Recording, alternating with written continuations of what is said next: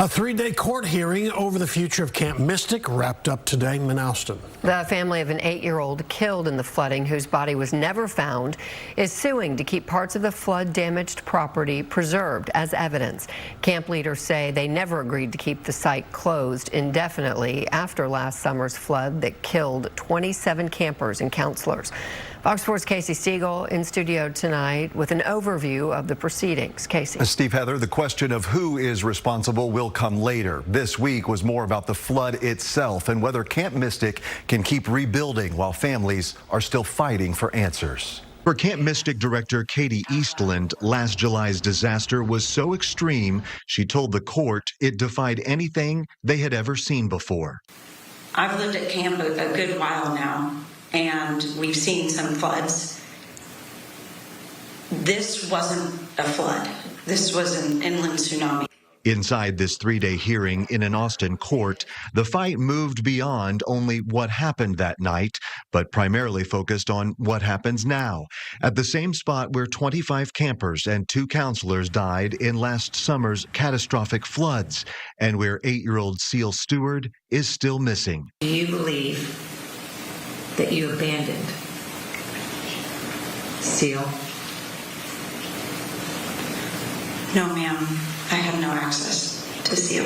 Her parents filed the lawsuit at the center of this case, trying to keep parts of the property preserved as Camp Mystic pushes to move forward with a fresh season. Wednesday's testimony from night watchman Glenn Yankee detailed the panic when the river spilled out of its banks. I was terrified that I was going to lose one of those kids. And I felt like if one of them got out, we all would go. It was that bad. Yankee said he moved some girls to a 2-story building, told others to seek higher ground.